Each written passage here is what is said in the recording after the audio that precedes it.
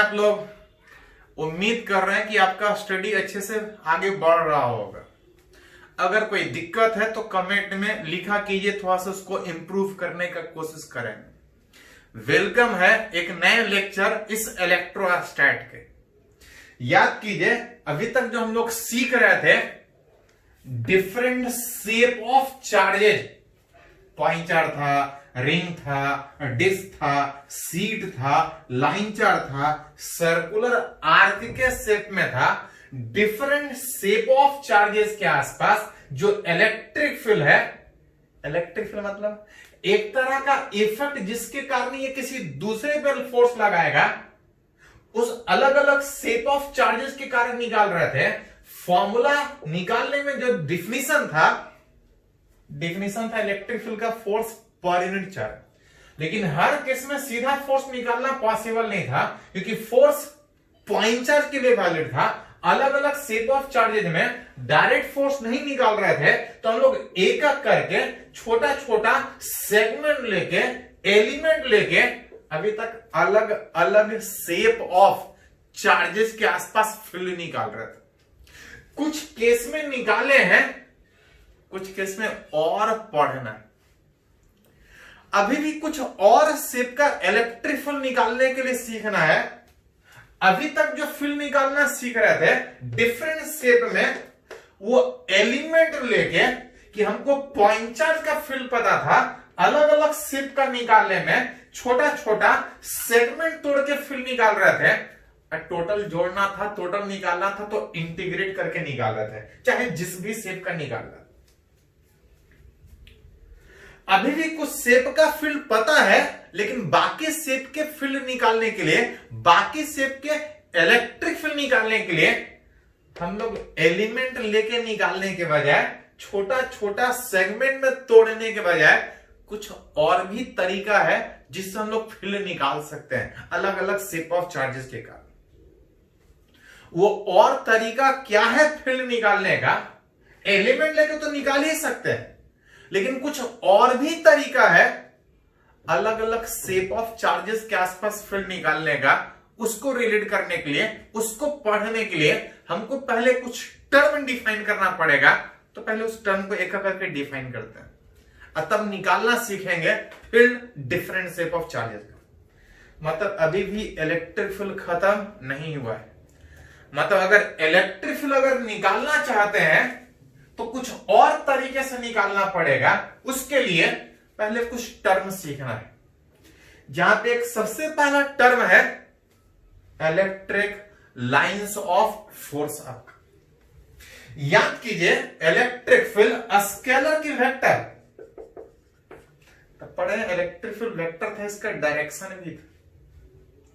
Electric field vector है। अब vector को हम लोग अगर कहीं रिप्रेजेंट करना हो, दिखाना हो, तो हम लोग लाइन से दिखाते थे।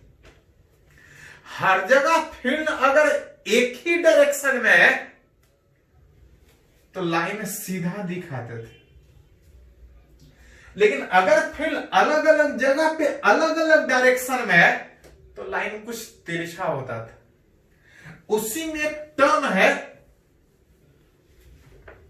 which is electric lines of force, कि अगर किसी रीजन में कहीं पे अगर इलेक्ट्रिक फील्ड है, जो एक वेक्टर था, उसका कुछ डायरेक्शन होगा, उस रीजन में, उस जगह पे फील्ड किधर है,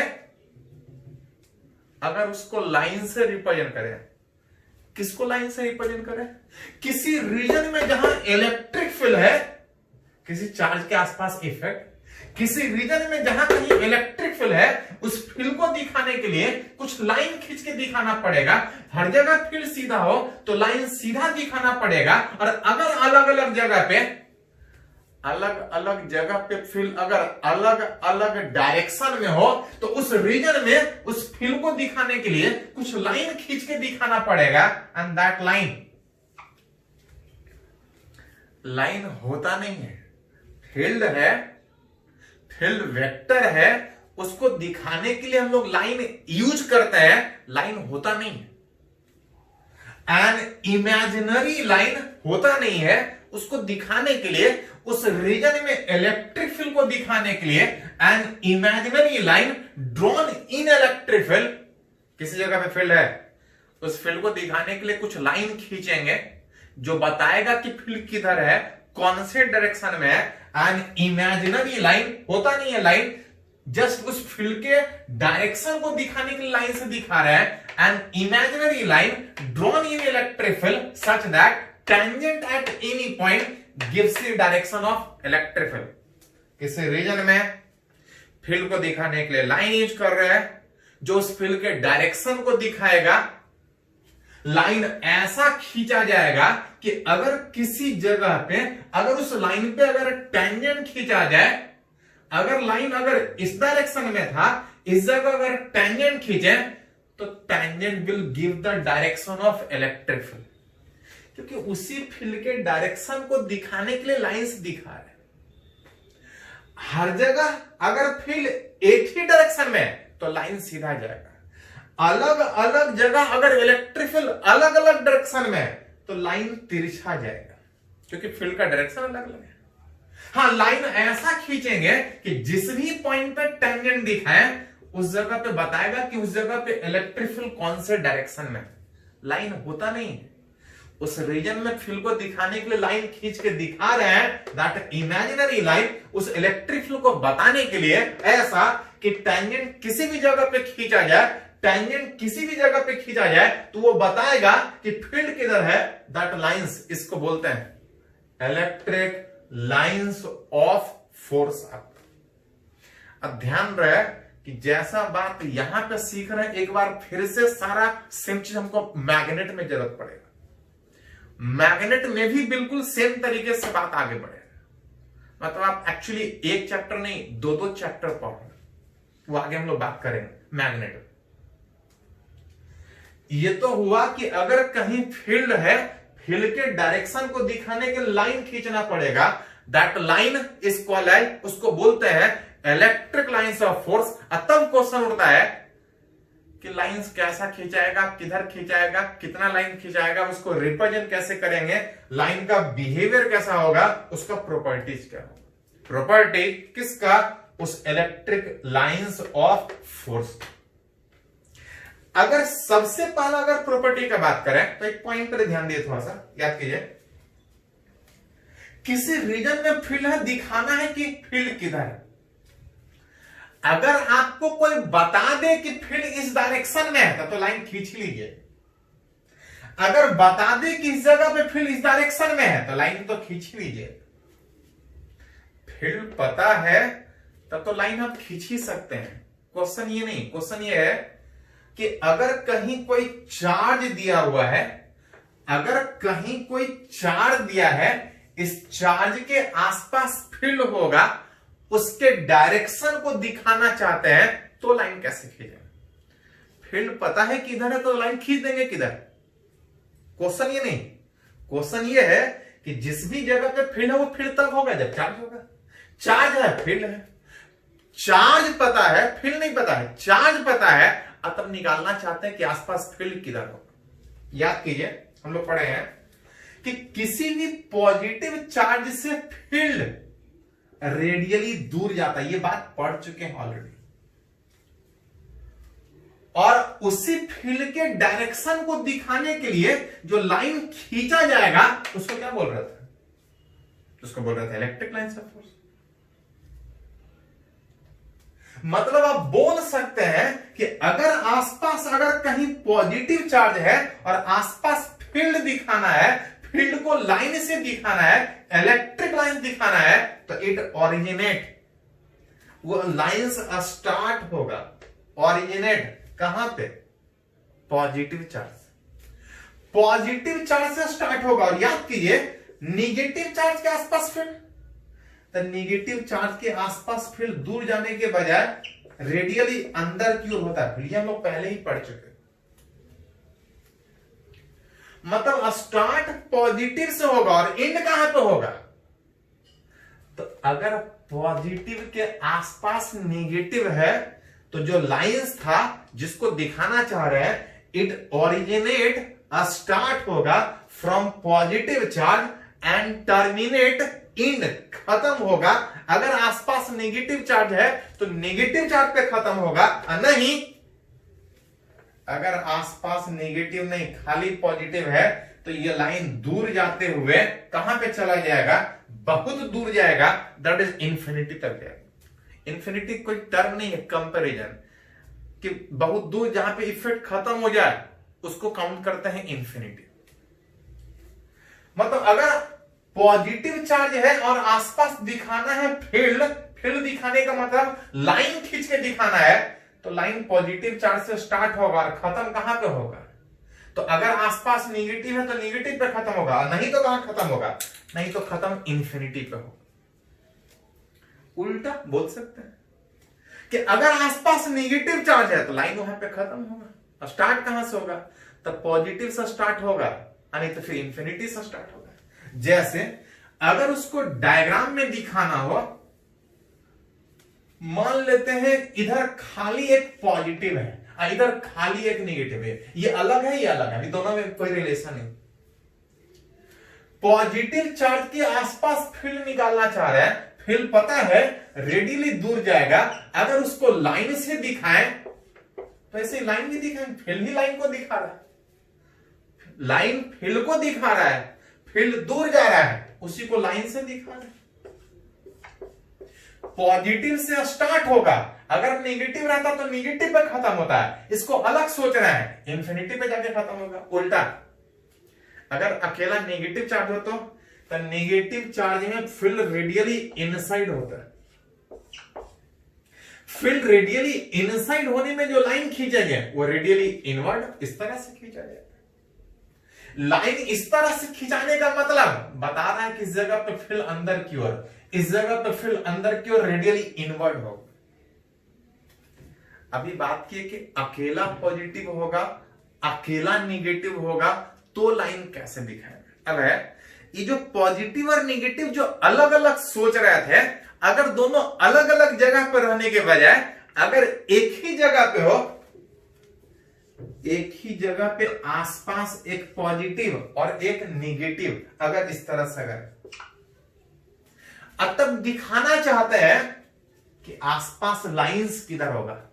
लाइंस किधर का मतलब, लाइंस किधर का मतलब उस जगह पे इलेक्ट्रिक फील्ड का डायरेक्शन किधर होगा, उस फील्ड के डायरेक्शन को लाइन से दिखा रहा है।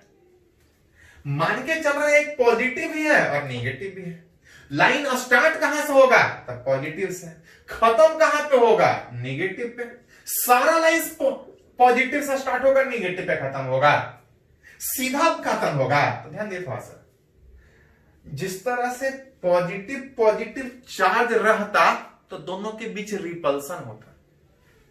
अगर पॉजिटिव नेगेटिव चार्ज है तो दोनों के बीच अट्रैक्शन। जिस तरह से चार्ज के बीच रिपल्सन या अट्रैक्शन होता है, अगर आसपास लाइंस दिखा रहे हैं तो अंडर रिपल्सन और अट्रैक्शन, जैसे चार्ज के बीच रिपल्सन होता है, अगर आसपास उस फील्ड को लाइन से दिखा रहे हैं तो लाइन के बीच भी अट्रैक्शन होगा, लाइन के बीच भी रिपल्सन होगा। एंड जो अंडर रिपल्सन या जो अट्रैक्शन है, जो इलेक्ट्रिक लाइंस है, वो एक इलास्टिक स्ट्रिंग। इलास्टिक स्ट्रिंग याद है आपको, इलास्टिसिटी, कि अगर किसी इलास्टिक अगर कोई ऑब्जेक्ट है, जैसे ये पेन अगर इलास्टिक होता, इसको बेंड करते हैं तो एक यूनिफॉर्म तरीके से बेंड होता। बेंड करते तो ऐसा बेंड नहीं होता, अगर ये इलास्टिक होगा तो एक यूनिफॉर्म तरीके से बेंड होगा, उसको बोलते हैं इलास्टिक। जैसा चार्ज के बीच रिपल्सन, चार्ज के बीच अट्रैक्शन, उसी तरह से लाइन के बीच रिपल्सन और अट्रैक्शन होगा। और अगर कहीं रिपल्सन और अट्रैक्शन हुआ तो लाइन बिल्कुल एक इलास्टिक यूनिफॉर्म तरीके से वो बेंड करेगा, रिपल्सन या अट्रैक्शन। आसपास अगर फील्ड दिखाना है, उसको लाइन से फील्ड दिखाना है, स्टार्ट पॉजिटिव से होगा, खत्म नेगेटिव पे होगा। स्टार्ट पॉजिटिव से होगा, आसपास नेगेटिव होगा तो नेगेटिव पे खत्म होगा, नहीं तो कहां खत्म होगा, इंफिनिटी पे। इंफिनिटी पे खाली खत्म होता अगर ये नहीं होता है।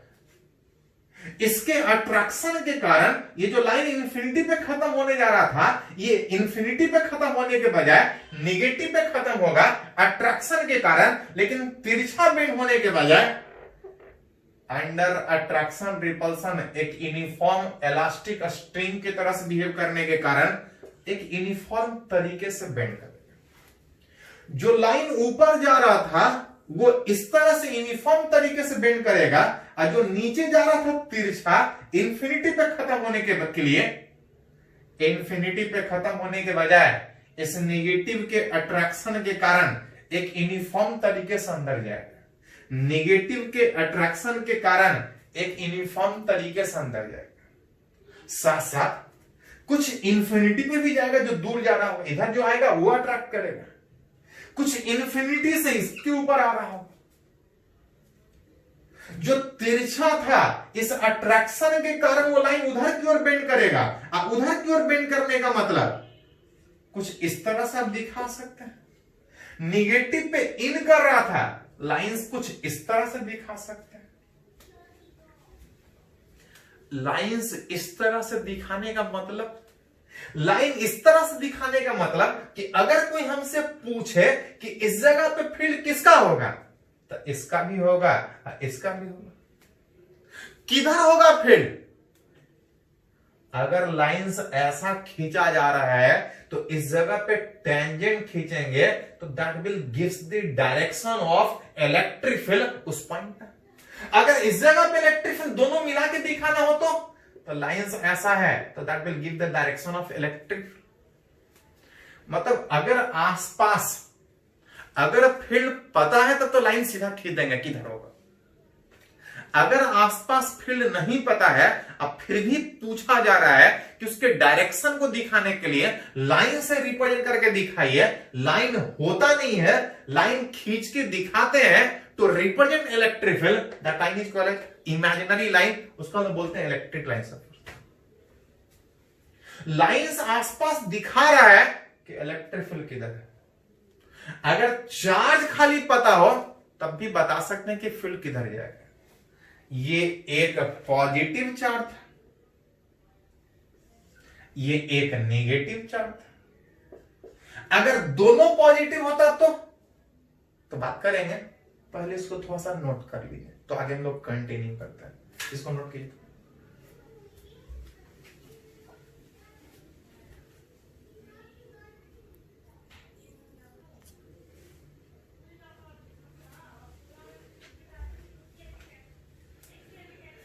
तो हम लोग बात कर रहे हैं कि किसी चार्ज के आसपास जो फील्ड है उसके डायरेक्शन को हम लोग लाइन से खींच के दिखा रहे हैं। लाइंस होता नहीं है, जस्ट उसको दिखाने के लिए लाइंस खींच रहे हैं, इमेजिनरी लाइन, उसको बोल रहे हैं इलेक्ट्रिक लाइंस ऑफ फोर्स। अभी दो पॉइंट हम लोग बात किए कि किसी पॉजिटिव चार्ज से लाइन स्टार्ट होगा, अगर आसपास नेगेटिव नहीं है तो ये इंफिनिटी पे खत्म होगा, अगर नेगेटिव है तो नेगेटिव पे खत्म होगा, साथ में अगर दोनों अगल बगल हो तो अट्रैक्शन रिपल्सन में वो एक यूनिफॉर्म तरीके से बेंड करेगा। अभी जो लाइन खींचे तो वो एक पॉजिटिव एक नेगेटिव का, अगर उसी में एक और अगर एग्जांपल बात करें कि अगर दोनों पॉजिटिव खाली होता तो, दोनों अगर पॉजिटिव है, आसपास लाइंस दिखाना चाह रहा है कि इलेक्ट्रिक फील्ड कौन से डायरेक्शन में। पता है कि पॉजिटिव से स्टार्ट होगा, ऑरिजिनेट होगा, खत्म कहां पे होगा। तो अगर आसपास नेगेटिव होता तो नेगेटिव पे खत्म होता है, और नहीं होता तो इन्फिनिटी पे खत्म होता। पॉजिटिव से स्टार्ट होके ये कहां खत्म होना चाहेगा, इन्फिनिटी पे। अगर नेगेटिव होता तो नेगेटिव पे खत्म होता, लेकिन सामने क्या है, पॉजिटिव, इससे भी लाइन निकल रहा होगा, दोनों के बीच अट्रैक्शन की रिपल्सन। तो जैसे चार्ज के बीच रिपल्सन था, लाइंस के बीच भी रिपल्सन हो। इस रिपल्सन के कारण दोनों एक दूसरे को रिपेल करने के कारण वो क्रॉस करने के बजाय एक दूसरे से दूर इस तरह से जाए। रिपेल करेगा, एक दूसरे से दूर जाएगा। जो लाइन सामने जा रहा था, जो नीचे जा रहा था इस तरफ जाएगा, और जो ऊपर जा रहा था इस तरफ से एक दूसरे से रिपेल करेगा। आसपास एक नहीं बहुत सा लाइन जाएगा, सारा एक दूसरे को रिपेल करेगा। आसपास एक नहीं बहुत सारा होगा। इस साइड जो जाएगा इसके रिपल्सन के कारण बेंड करेगा, जो इस साइड जाएगा तो इस साइड नहीं कुछ है तो इंफिनिटी पे जाके खत्म होगा। इस साइड बात कीजिएगा तो ये पॉजिटिव चार्ज है, कहां जाके खत्म होगा? इंफिनिटी पे। और जो तिरछा जा रहा था वो वाला, इसके रिपल्सन के कारण थोड़ा सा बेंड करते हुए इंफिनिटी पे जाएगा, बेंड करते हुए इंफिनिटी पे जाएगा। इसके रिपल्सन के कारण जो लाइन सीधा जा रहा था वो सीधा जाने के बजाय रिपल्सन के कारण कुछ इस तरह से दूर जाएगा। आसपास फील्ड को दिखा रहे हैं, लाइन से फील्ड को दिखा रहा है। अगर लाइन से इधर दिखा रहा है मतलब बोल सकते हैं कि इस जगह पे फील्ड, इलेक्ट्रिक फील्ड का इधर क्यों होगा? किसके कारण? तो इसके कारण, इसके कारण। अगर दोनों के बीच अगर फील्ड लाइंस नहीं है तो लाइंस नहीं होने का मतलब वहां पे इलेक्ट्रिक फील्ड जीरो होगा। पढ़े भी थे पहले कि पॉजिटिव पॉजिटिव रिपल्सन के कारण इसके बीच जो इलेक्ट्रिक फील्ड है बीच में एक आध पॉइंट पे जीरो होगा। तो दिखाना चाह रहा है कि अगर हमको खाली चार्ज दिया है, फील्ड पता नहीं है, खाली चार्ज दिया है तो आसपास इलेक्ट्रिक फील्ड कौन से डायरेक्शन में होगा, लाइन से उसको कैसे दिखाएगा।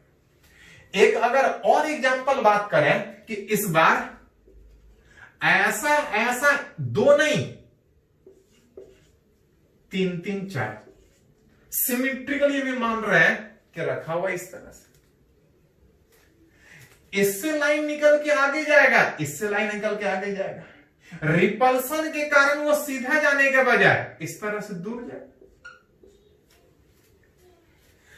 ऊपर जो लाइन जाना चाह रहा था उसके रिपल्सन के कारण नीचे ही सब रहेगा। जैसा इस दोनों के कारण था उसी तरह से इस दोनों के रिपल्सन के कारण लाइंस कुछ इस तरह से बाहर निकलेगा। उसी तरह से अगर यहां पे भी चार्ज है तो रिपल्सन के कारण यहां पे भी फील्ड दूर जाएगा, इस तरह से आप दिखा सकते हैं। ये तो जो इधर जा रहा था रिपल्सन के कारण दूर जा रहा था, जो इंफिनिटी पे जा रहा था वो तो अगर सिमेट्रिकली बात करें तो चारों तरफ एक ही जैसा लाइन जाएगा। हाँ, अगर और लाइंस दिखाना है तो आसपास सिमेट्रिकली रिपल्सन के कारण थोड़ा तिरछा लाइंस दिखा सकते हैं कि आसपास कैसा होगा। मतलब चार्ज पता है, फील्ड नहीं भी पता है तो हम लोग लाइन खींच सकते हैं। लाइन खींच सकने का मतलब बता सकते हैं कि इस जगह पे इलेक्ट्रिक फील्ड कौन से डायरेक्शन में है, किसके कारण, सब मिला के किधर आता है। तो ऐसे ऐसा दो चार्ज हो, तीन चार्ज हो, चार चार्ज हो, आसपास फील्ड दिखाना हो, लाइन से दिखाना हो तो इस तरह से दिखा सकते हैं। इसी में एक पॉइंट है कि number of electric lines of force, number of electric lines of force originate positive से ऑरिजिनेट हो रहा था, निकल रहा था, निगेटिव पे जो टर्मिनेट हो रहा था, कितना लाइन से निकलेगा, पॉजिटिव है निगेटिव है, चार्ज लाइन से निकल रहा है, लाइन से इन कर रहा है, कितना लाइन से निकलेगा, कितना लाइन से टर्मिनेट इंड होगा, खत्म होगा on a charge is directly proportional to its magnitude. Basically किसी चार्ज के आसपास फील्ड है उसको दिखाने के लिए लाइन से खींच रहे हैं। पढ़े हैं कि जितना ज्यादा चार्ज होगा इलेक्ट्रिक फील्ड उतना ज्यादा होगा। उसी फील्ड को लाइन से दिखा रहा है, उसी इलेक्ट्रिक फील्ड को लाइन से दिखा रहा है। इसका मतलब कि अगर किसी जगह पे जितना ज्यादा चार्ज है फील्ड उतना ज्यादा होगा, और अगर उस फील्ड को लाइन से दिखा रहा है तो आसपास लाइंस भी उतना ही ज्यादा। मतलब अगर यहां पे रिलेट करें कि अगर चार्ज सेम सेम होने के बजाय अगर यहां पे एक 3Q यहां पे -2Q, दो अलग अलग मैग्नीट्यूड का चार्ज, एक पॉजिटिव और एक नेगेटिव, अतः हमसे पूछा जा रहा है कि इसके आसपास फील्ड किधर होगा उसको लाइन से कैसे दिखाएं। पॉजिटिव से लाइन स्टार्ट होता था, अगर नेगेटिव है तो खत्म होगा। सीधा वाला तो सीधा जाएगा, लेकिन जो तिरछा जाना था इसके अट्रैक्शन के कारण एक यूनिफॉर्म तरीके से बेंड करेगा, कुछ इस तरह से बेंड करेगा। इधर वाला तो बेंड किया, जो दूर जा रहा है वो इंफिनिटी पे जाएगा, पॉजिटिव से इंफिनिटी तक जाएगा। अगर नेगेटिव पे बात करें तो नेगेटिव पे इन करेगा। जो सीधा इंफिनिटी पे जाएगा तो जाएगा, लेकिन जो तिरछा जा रहा था तो इसके अट्रैक्शन के कारण लाइन थोड़ा सा इधर की ओर बेंड होगा, लाइन थोड़ा सा उधर की ओर बेंड होगा। पॉजिटिव चार्ज है, लाइन से यहां से दूर जाएगा, पॉजिटिव है, लाइन से यहां से दूर जाएगा, और निगेटिव पे अट्रैक्शन के कारण लाइन इन करेगा। लेकिन ऐसा दिखाइएगा तो रिप्रेजेंटेशन गलत हो जाएगा। क्यों गलत? चार्ज ज्यादा है तो आसपास फील्ड ज्यादा होगा, आप उस फील्ड को ही लाइन से दिखा रहे हैं। मतलब चार्ज ज्यादा है तो आसपास फील्ड ज्यादा होगा, और फील्ड ज्यादा है तो आसपास लाइंस ज्यादा दिखाना होगा। Which is number of electric lines of force originated, जो स्टार्ट हो रहा है, जो टर्मिनेटेड, जो खत्म हो रहा है निगेटिव पे, is directly proportional to its magnitude. जितना ज्यादा चार्ज आसपास उतना ज्यादा लाइंस दिखाना पड़ेगा। अगर इस चार्ज से देखें तो 3 और 3 6 लाइन दिखा रहा है। 2q वाला चार्ज से 6 लाइन, तो q वाला चार्ज से 3 लाइन, 3q वाला लाइन चार्ज से कितना लाइन दिखाना पड़ेगा? तो नंबर ऑफ लाइन जो दिखाएंगे वो directly proportional to its magnitude. मतलब अगर ऐसा छोड़ दीजिएगा तो गलत हो जाएगा। इस 2q वाला से अगर 6 लाइन दिखा रहे हैं तो 3q वाले से हमको 9 लाइन दिखाना पड़ेगा। 9 लाइन दिखाने का मतलब अभी जो 6 लाइन दिखा रहे हैं हमको 3 एक्स्ट्रा में दिखाना पड़ेगा। पॉजिटिव है, यहां से लाइन दूर जाएगा, आसपास नेगेटिव सेम मैग्नीट्यूड का होता है तो खत्म यहां होता है। सेम मैग्नीट्यूड का नहीं है, ये ज्यादा है तो कुछ इंफिनिटी पे जाएगा। हाँ, एक आध दिखा सकते हैं इस तरह से, लेकिन फिर ऐसा दिखाइएगा तो गलत होगा। गलत क्यों? अब 6 नहीं इधर 7 हो गए, तो वहां नहीं, ऐसे दिखाइए कि कहीं जाके खत्म, इंफिनिटी पे जाके खत्म होगा। जितना ज्यादा चार्ज आसपास फील्ड ज्यादा, अब फील्ड ज्यादा है उसको लाइन ज्यादा से दिखाएंगे। कुछ और बात करेंगे, कुछ और अभी प्रॉपर्टी बाकी है, पहले इसको नोट कीजिए, इसका आगे हम लोग कंटिन्यू करते हैं। हम लोग सीख रहे हैं कि अगर आसपास कोई चार्ज है तो उसके आसपास जो फील्ड था, अगर कोई चार्ज है उसके आसपास जो इलेक्ट्रिक फील्ड है उसके डायरेक्शन को लाइन से कैसे दिखाएं। उसी में एक पॉइंट है कि किसी रीजन में अगर लाइन से दिखाया है तो जो number of electric lines of force एक एरिया में होगा, एट एनी पॉइंट, एक एरिया में कितना लाइंस है वो उस फील्ड का वैल्यू, मैग्नीट्यूड भी बता रहा होगा। जैसे समझने के लिए एक एग्जांपल बात कर रहा है कि अगर किसी रीजन में लाइंस अगर कुछ इस तरह से पास कर रहे हैं, कहीं फील्ड दिखाया है और कुछ लाइंस इस तरह से दिखाया है, यहां पे बात कीजिएगा तो यहां भी 3 लाइंस, अगर यहां पे दिखाइएगा तो यहां भी 3 लाइंस। क्या दोनों जगह इलेक्ट्रिक फील्ड का वैल्यू सेम होगा?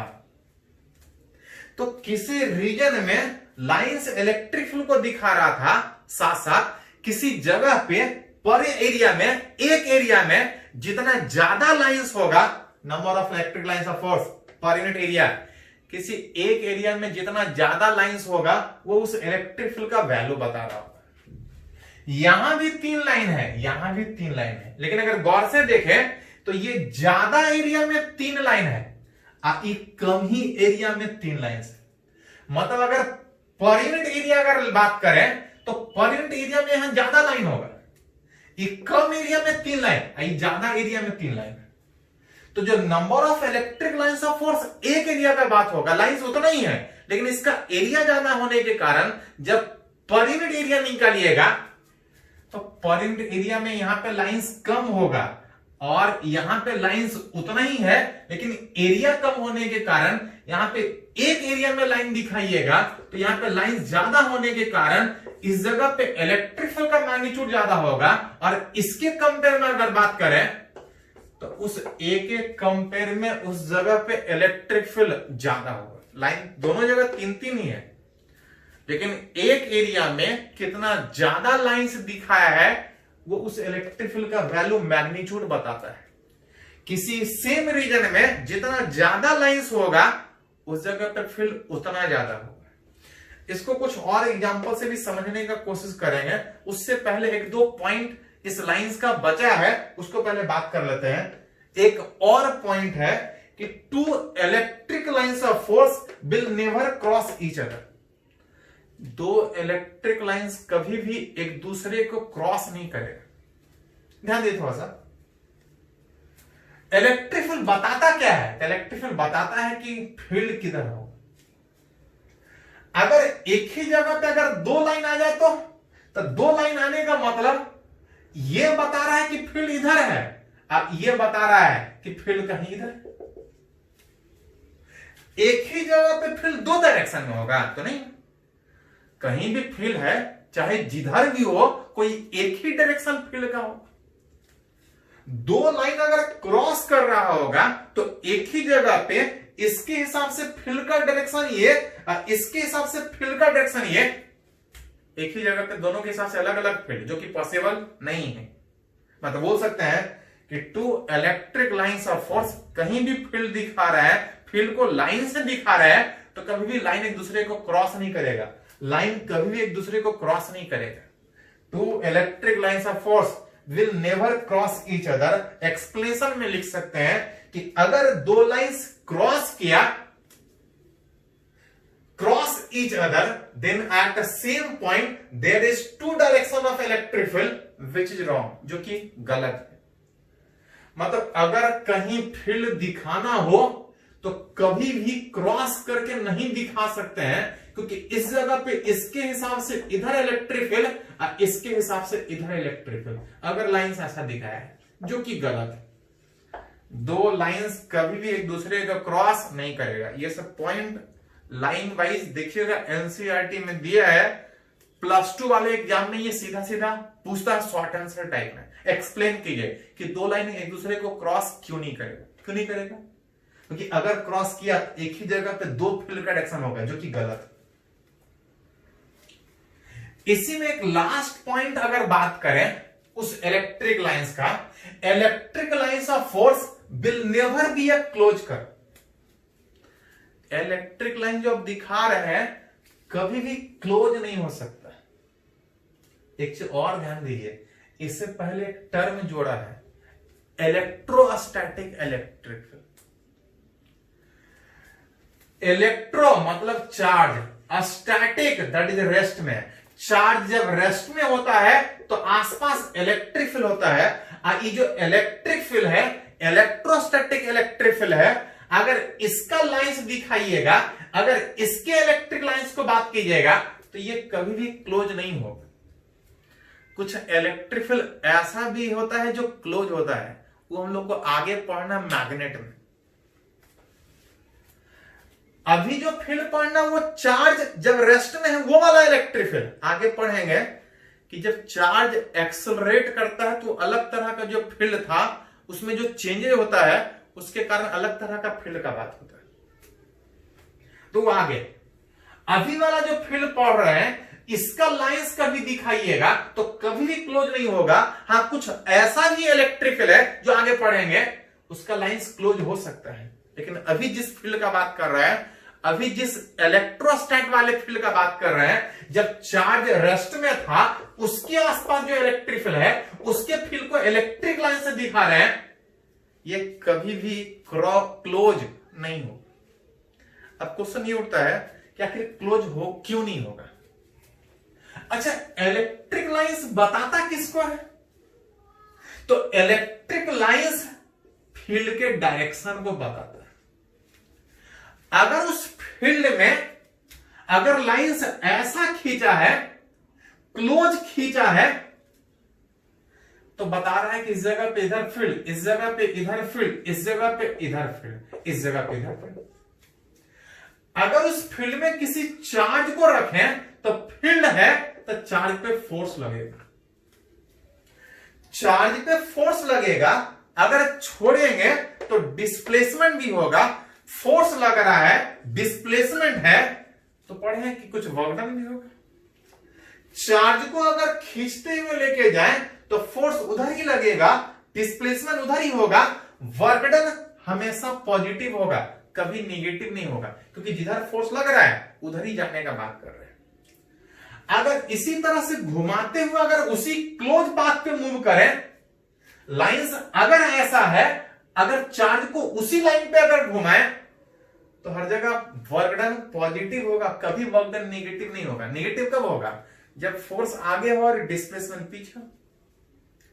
अगर लाइंस क्लोज है और अगर उसी को ऊपर अगर चार्ज को मूव करते हैं तो वर्क डन कभी नेगेटिव नहीं होगा। और कभी नेगेटिव नहीं होने का मतलब जब पूरा पूरा क्लोज पाथ में चार्ज को घुमा दीजिएगा। एक बार फिर से सोचिए, लाइंस कभी क्लोज नहीं होगा। कौन सा लाइन? इलेक्ट्रोस्टैट वाला इलेक्ट्रिक फील्ड का लाइंस।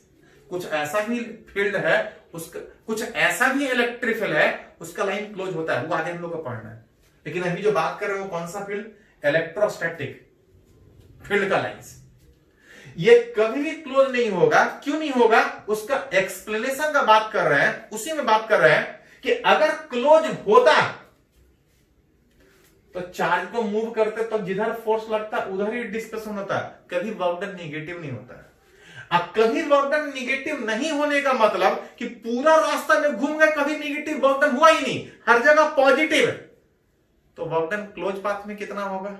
तो जीरो नहीं, कुछ होगा, जीरो नहीं होगा।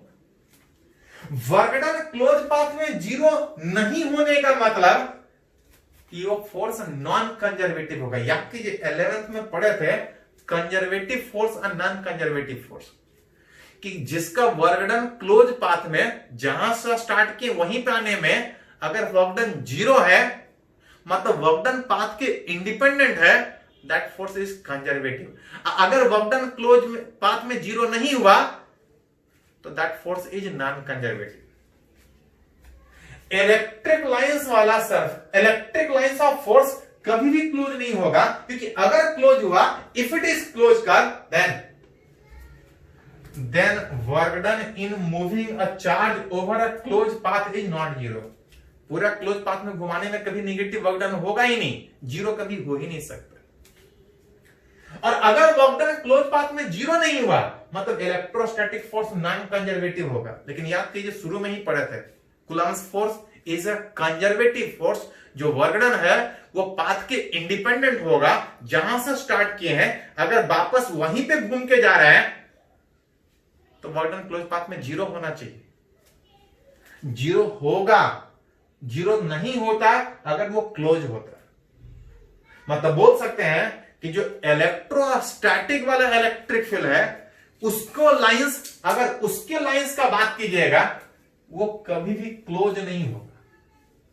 क्लोज कौन सा होगा तो आगे पढ़ना है। इलेक्ट्रोस्टैटिक वाला क्लोज नहीं होगा।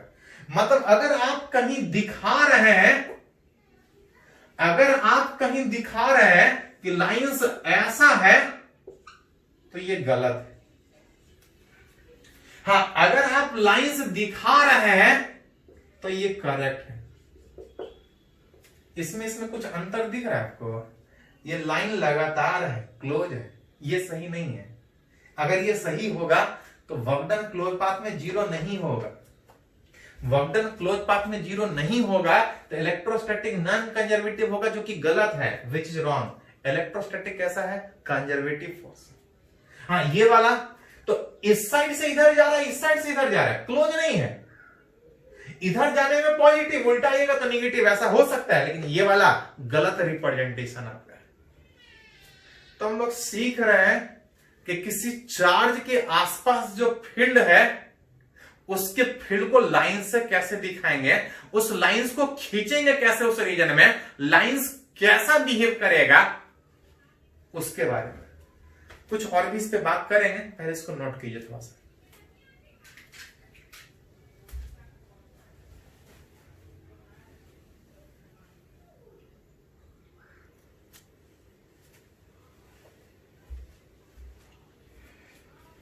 तो हम लोग सीखे कि किसी रीजन में जो फील्ड है उसको लाइन से कैसे दिखाएंगे, उसके बारे में कुछ और भी पॉइंट उसमें है।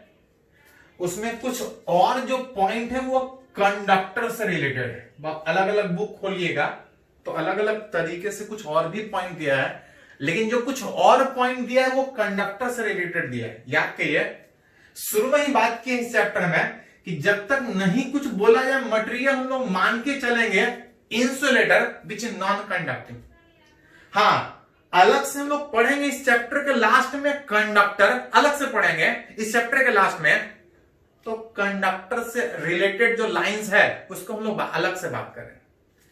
अभी जितना भी हम लोग बात की वो सारा में इंसुलेटर ही था, कहीं कंडक्टर नहीं था। तो कंडक्टर वाला बात हम लोग आगे करें। हाँ, एक दो एग्जाम्पल से अगर इसको और अगर समझने का कोशिश करें तो बोल रहा है किसी इलेक्ट्रिक फील्ड रीजन में फील्ड को दिखाने के लिए जो हम लोग लाइंस यूज करते हैं वो दिखाया हुआ है। आपको पहचानना है कि जो इलेक्ट्रिक फील्ड है वो यूनिफॉर्म है कि नॉन यूनिफॉर्म है, ये कैसा है, ये यूनिफॉर्म है कि नहीं। जैसे अगर आपको अगर किसी रीजन में अगर दे दे कि फील्ड अगर इस तरह से अगर दिखा है, अब पूछा जा रहा है क्या ये यूनिफॉर्म फील्ड है कि नॉन यूनिफॉर्म फील्ड है। याद कीजिए थोड़ा सा, किसी रीजन में जो फील्ड था उसको जो लाइन से दिखाते थे, किसी भी जगह पे जब टेंजेंट खींचेंगे तो that will give the direction of electric field.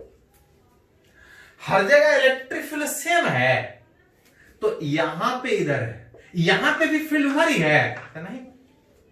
मतलब अगर कहीं किसी रीजन में अगर लाइंस ऐसा दिखाया है तो अलग अलग जगह पे जो इलेक्ट्रिक फील्ड का डायरेक्शन है वो अलग अलग है। अलग अलग जगह पे इलेक्ट्रिक फील्ड का डायरेक्शन अलग अलग है, क्या मैग्नीट्यूड सेम था? तो याद कीजिए, जस्ट पिछले वाला स्लाइड में हम लोग यूज किए थे तो वहां पे देखे थे कि एक एरिया में जितना लाइंस होता है वही फील्ड होता है। अगर लाइन बराबर गैप पे दिखाया है, अगर लाइन बराबर गैप पे दिखाया है तो बोल सकते हैं सेम एरिया में सेम लाइंस है, मतलब इलेक्ट्रिक फील्ड का जो मैग्नीट्यूड है वो हर जगह सेम है। हर जगह बराबर गैप में बराबर लाइंस, मैग्नीट्यूड सेम, लेकिन अलग अलग जगह पे डायरेक्शन अलग अलग। अतः इस इलेक्ट्रिक फील्ड को अगर लिखा जाए तो यूनिफॉर्म कि नॉन यूनिफॉर्म।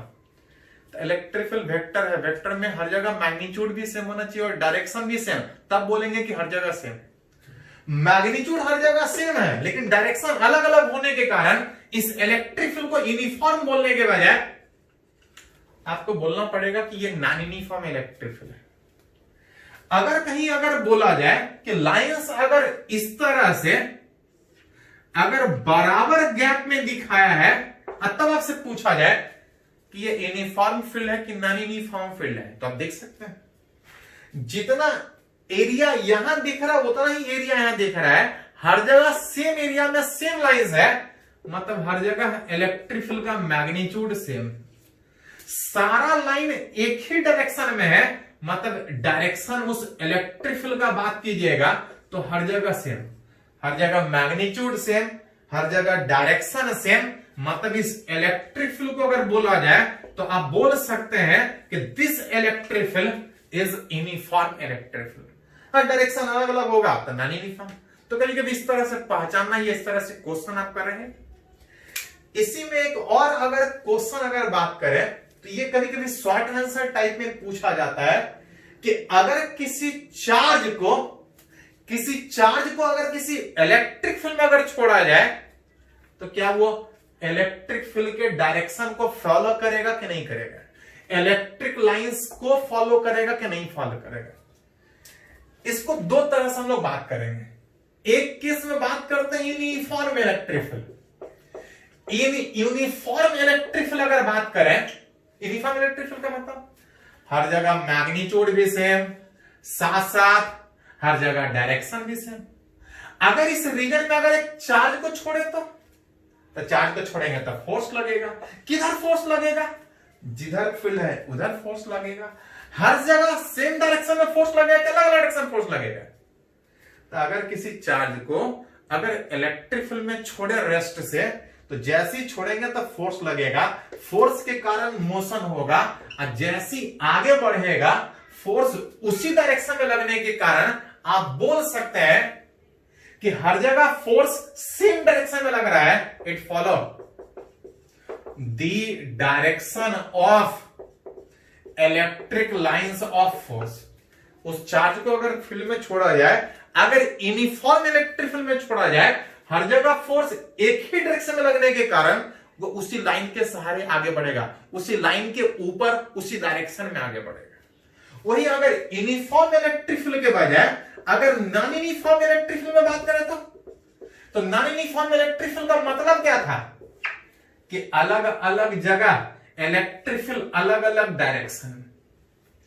अगर उस रीजन में अगर किसी चार्ज को छोड़े तो जब चार्ज को छोड़ेंगे तो इस जगह पे फोर्स इधर लगेगा, फोर्स इधर लगने का मतलब मोशन इधर होगा, और थोड़ा आगे बढ़ेगा तो मोशन किसी और डायरेक्शन में होगा, और फोर्स किसी और डायरेक्शन में लगने के कारण, ध्यान देखो सर, जिधर वेलोसिटी अगर फोर्स उधर ही लगे तो वो आगे ही बढ़ेगा, कभी डायरेक्शन नहीं चेंज करेगा।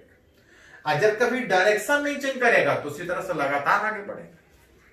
यहां पे फोर्स इधर लग रहा है, मोशन इधर होने का कोशिश कर रहा है, और जैसे थोड़ा सा आगे बढ़ रहा है तो मोशन कहीं और है, अब फोर्स कहीं और है, तो उधर जाने के बजाय डायरेक्शन कुछ बीच में भागेगा। अब बीच में भागने के कारण आप बोल सकते हैं इट डज नॉट फॉलो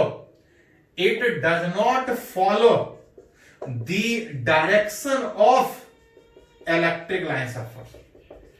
मतलब अगर किसी चार्ज को फील्ड में छोड़े तो इलेक्ट्रिक फील्ड के डायरेक्शन नहीं जाएगा अगर यूनिफॉर्म इलेक्ट्रिक फील्ड होगा। नॉन यूनिफॉर्म फील्ड में अलग अलग जगह पे फोर्स अलग अलग डायरेक्शन में लगने के कारण पहले इधर जाना चाह रहा था, और जब फोर्स इधर लगेगा तो उसको इधर खींचेगा तो वो थोड़ा बेंड करेगा, मतलब लाइंस के ऊपर मूव करने के बजाय किसी और कर्व पाथ पे फॉलो करेगा। It does not follow the direction of electric lines of force. तो ये शॉर्ट आंसर टाइप में कभी कभी पूछा जाता है, इसको नोट कीजिए। बाकी नेक्स्ट लेक्चर में हम लोग बात करें, आज इतना ही रहेगा, इसको लिख लीजिए।